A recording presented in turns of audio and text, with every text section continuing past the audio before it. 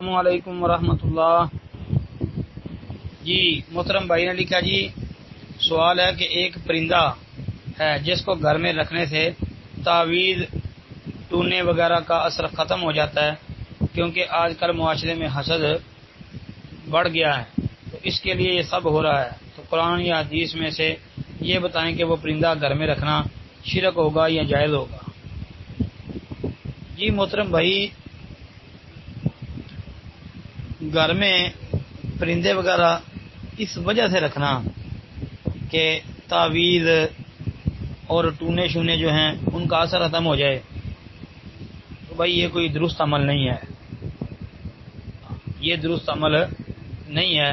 یہ تو پھر یہی بات ہوگی نا کہ اللہ رب العالمین سے توکل انسان کا ختم ہو گیا اور نبی علیہ الصلوۃ والسلام کی تعلیمات کو نظر انداز کر دیا، تو اس طرح کے ٹوٹکے استعمال کرنے شروع کر دیے کہ فلاں پرندہ رکھ لو گے تو یہ نہیں نقصان ہوگا۔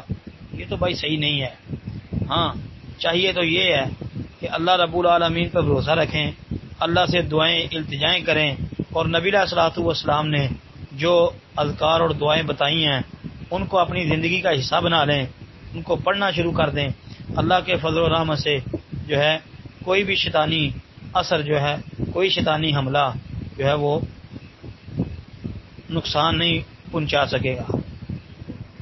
السلام علیکم ورحمۃ اللہ۔